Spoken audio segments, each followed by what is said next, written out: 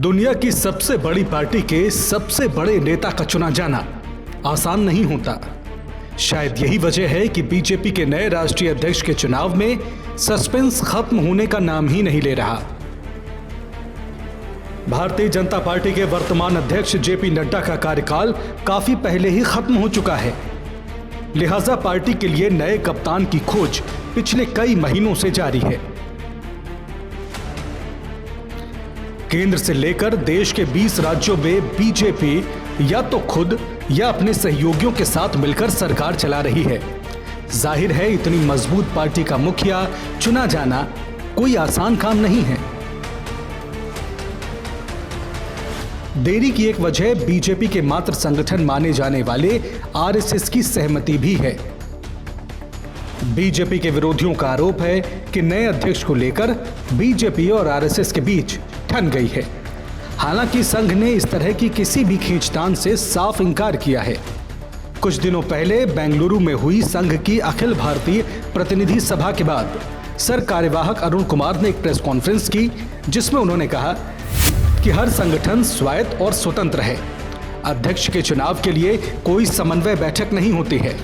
उन्होंने बताया कि संघ के स्वयंसेवक 32 से ज्यादा संगठनों में काम करते हैं। अरुण कुमार ने भरोसा जताया कि आने वाले समय में बीजेपी अपना राष्ट्रीय अध्यक्ष चुन लेगी। साथ ही किसी भी तरह की अनबन से भी उन्होंने साफ इंकार कर दिया। आप ये सोच जरूर रहे होंगे कि आखिर इतनी ताकतवर पार्टी जिसमें पीएम मोदी और अमित शाह जैसे राजनीति के धुरंधर नेता हों, उस पार्टी के अध्यक्ष के चुनाव के लिए आरएसएस जैसे किसी सामाजिक संगठन की सहमति इतनी जरूरी क्यों है? तो आइए आपको इसके पीछे की कहानी बताते हैं। इसे जानने के लिए आपको इतिहास के कुछ पन्नों को पलटना होगा। दरअसल 21 अक्टूबर साल 1951 को दिल्ली में अखिल भारतीय जनसंघ नाम से एक दक्षिणपंथी राजनीतिक दल की स्थापना हुई। जनसंघ राष्ट्रीय स्वयंसेवक संघ यानी आरएसएस, जो एक हिंदुत्ववादी स्वयंसेवी संगठन था, उसकी राजनीतिक शाखा थी।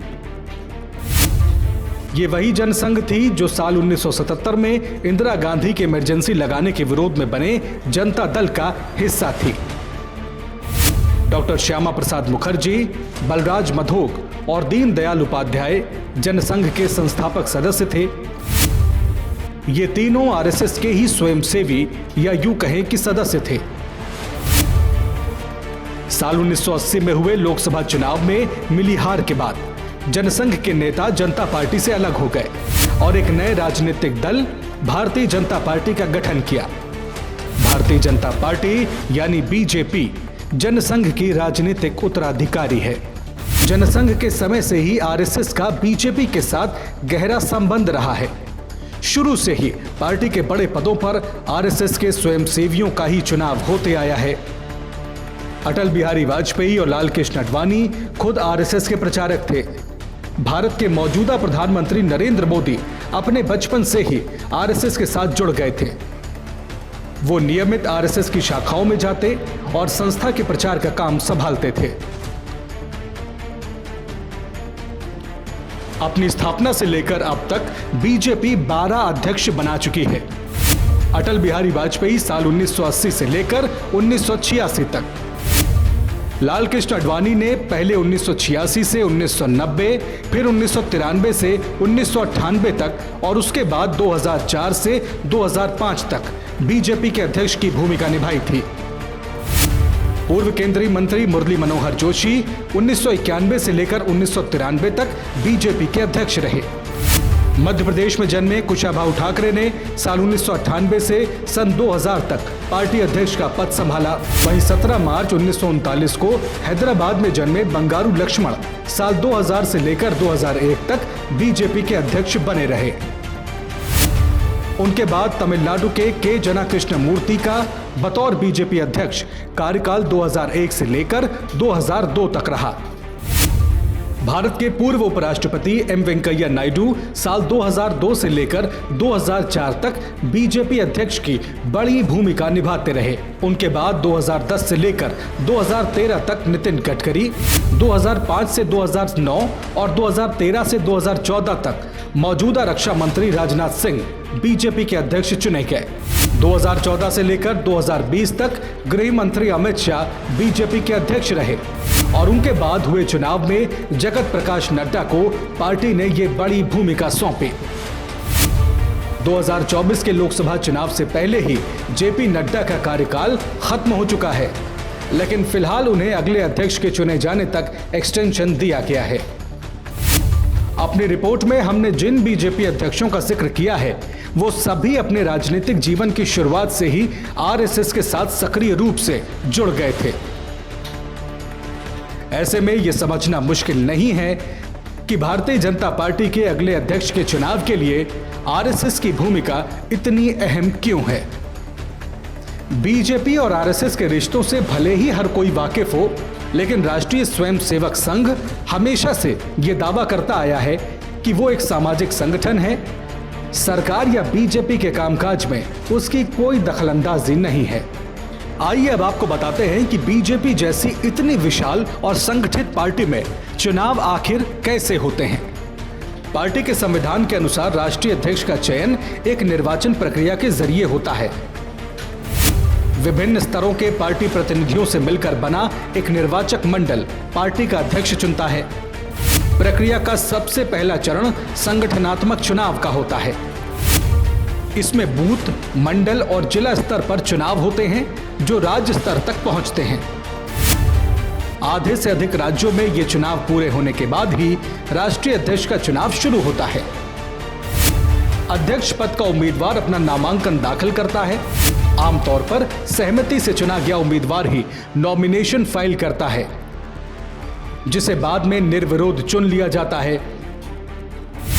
पार्टी अध्यक्ष के लिए अगर एक से अधिक उम्मीदवार नामांकन दाखिल करते हैं और नामांकन वापसी की तारीख के बाद भी प्रतिस्पर्धा बनी रहती है, तो सभी राज्य की राजधानियों में मतदान किया जाता है। मतपेटियां दिल्ली लाई जाती हैं और मतगणना के बाद विजेता की घोषणा होती है। हालांकि बीजेपी में आम सहमति से एक उम्मीदवार के चुने जाने की ही परंपरा रही है। अब बात अध्यक्ष के कार्यकाल की समय सीमा की करते हैं। साल 2012 में हुए संशोधन के बाद पार्टी संविधान के अनुसार एक अध्यक्ष 3 साल के लगातार 2 कार्यकाल तक पद पर रह सकता है। देश और भारत के कई राज्यों की रूलिंग पार्टी के अध्यक्ष के लिए किन नामों पर चर्चा चल रही है, आइए अब आपको ये भी बता ही देते हैं। फिलहाल बीजेपी के अगले राष्ट्रीय अध्यक्ष के लिए जिन नामों की चर्चा है, उनमें पहला नाम मनोहर लाल खट्टर का है। मनोहर लाल खट्टर हरियाणा के पूर्व मुख्यमंत्री और मौजूदा समय में केंद्र की एनडीए सरकार में मंत्री हैं। उनकी संगठनात्मक क्षमता और आरएसएस से नजदीकी उन्हें एक मजबूत दावेदार बनाती है। रेस में दूसरा नाम एमपी के पूर्व सीएम शिवराज सिंह चौहान का है। शिवराज सिंह चौहान इस समय केंद्रीय कृषि मंत्री हैं। लंबे समय तक मुख्यमंत्री रहने और जनाधार के कारण बीजेपी के अगले अध्यक्ष के लिए उनका नाम भी जोर शोर से चल रहा है।